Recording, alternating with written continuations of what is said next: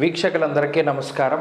August నెలల్లో ధనురాశి వారికి ఏ విధమైనటువంటి ఫలితాలు కలగబోతూ ఉన్నాయో ఈ కార్యక్రమం ద్వారా తెలుసుకుందాం. ముఖ్యంగా ధనురాశి వారికి ఉండేటువంటి గ్రహస్థితిని కనుక పరిశీలనం చేస్తే ఈ రాశి వారికి తృతీయ స్థానమందు వక్రించిన శనేశ్వరుడు, అర్ధాష్టమ రాహువు, షష్ఠ గురుడు, షష్ఠ స్థానమందు కుజుడు, అష్టమ స్థానమందు రవి బుధుల యొక్క సంచారం. ఇక్కడ అష్టమ రవి యొక్క దోషము 16వ తారీఖు వరకు, ఆగస్టు 16 వరకు ఉంటే ఆ తదుపరి భాగ్యరవి యొక్క స్థితి. అలాగే ఈ రాశికి దశమ కేంద్రమందు శుక్ర కేతువుల యొక్క సంచారం. ఇందులో ప్రధానంగా ఈ మాసం అంతా కూడా ఏదైనా ఒక గ్రహం మనల్ని కాపాడుతోంది, ధనురాశి వారిని కాపాడుతోంది అంటే అది ఒక కుజుడు మాత్రమే.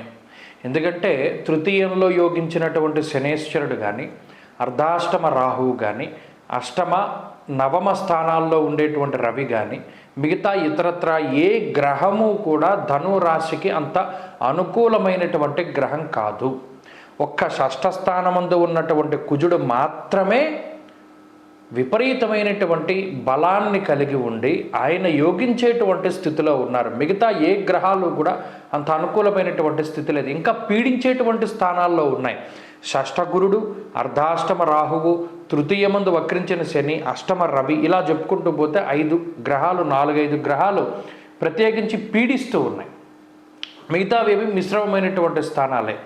కాబట్టి ఒక్క కుజుడు మాత్రమే బలంగా ఉండేటువంటి ఈ ఆగస్టు మాసంలో ఈ కుజుడు కూడా 27వ తారీఖు వరకు, మరలా చివరి 5 రోజులు కూడా 27, 28, 29, 30, 31 అనేటువంటి ఈ 5 రోజులు కూడా సప్తమంలోకి కుజుడు వెళ్ళిపోతే ఆ కుజబలం కూడా ఉండదు మరలా.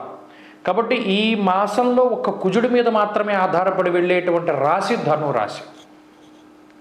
మరి ఈ కుజుడి అనుకూలత మిగతా గ్రహాల తాలూకు ప్రతికూలని సమర్థంగా నిగ్రహించగలదా అంటే అంత శక్తి సంపన్నమైనటువంటి గ్రహం కుజుడు.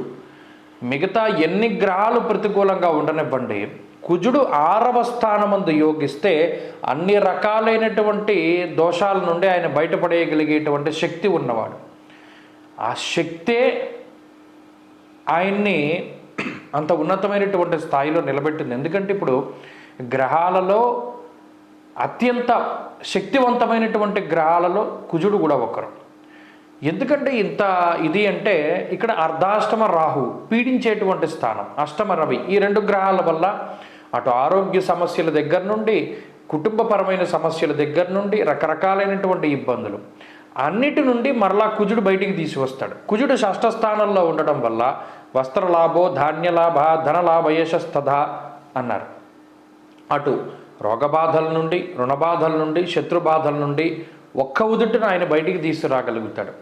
బయటికి తీసుకురావడం మాత్రమే కాదు, వస్త్రలాభాన్ని, ధాన్యలాభాన్ని, ధనలాభాన్ని, యశస్సును అనగా కీర్తి ప్రతిష్టలను, వీటన్నిటినీ కూడా కుజుడు ఇస్తూ ఉంటారు. మరి మిగతా గ్రహాలు ప్రతికూలించినా పెద్ద ప్రమాదం ఏం లేదు. కాబట్టి ఆర్థిక పరిస్థితులను కనుక చూసుకున్నప్పుడు ఆర్థికంగా అటు షష్ఠగురుడు కానీ, అష్టమ రవి కానీ, అష్టమ బుధుడు కానీ, ఇక్కడ ప్రత్యేకించి మరలా బుధుని యొక్క స్థితి కూడా ఆర్థికంగా ప్రభావాన్ని చూపెడుతుంది. అయినప్పటికీ కూడా అనేక రకాలుగా కుజుడు కాపాడుతూ నెల అయ్యేసరికి లేదా ఇంకొక నెల ప్రారంభమయ్యేసరికి చేతిలో డబ్బు ఉండేటువంటి విధంగా కుజుడు మిమ్మల్ని అనుకూలిస్తారు. ఎక్కడికక్కడ మీకు వచ్చేటువంటి చెడు ఆలోచనలను నిలువరిస్తూ మంచికి ప్రోత్సాహాన్ని అందిస్తూ కుజుడు ముందుకు తీసుకెళ్తూ ఉంటారు.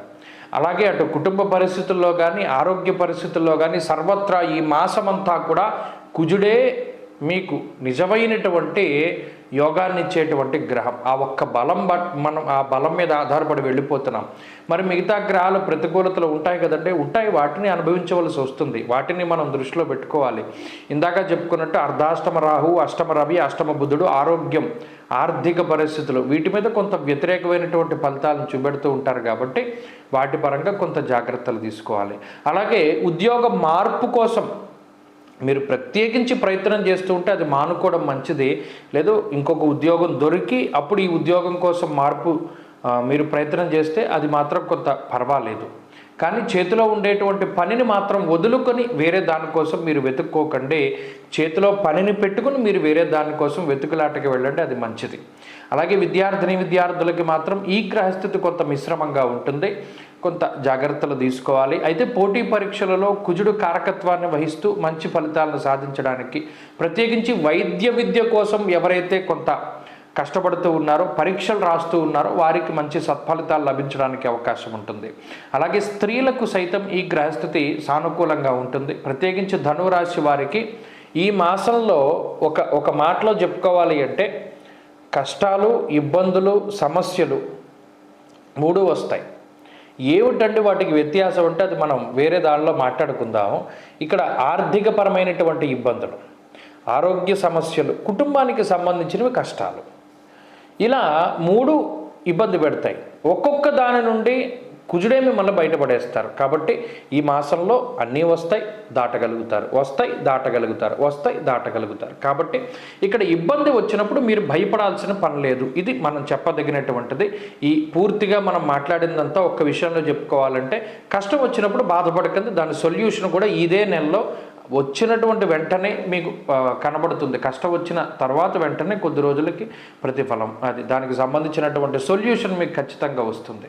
ఈ మాసంలో మరింత బలాన్ని మీరు పెంచుకోవాలి అంటే, ఒకటి కుజబలాన్ని పెంచుకోవాలి, రవి దోషాన్ని తగ్గించుకోవాలి. కాబట్టి ఆదిత్య హృదయ స్తోత్ర పారాయణ చేస్తూ సుబ్రహ్మణ్యారాధన చేయడం చెప్పదగినటువంటి సూచన.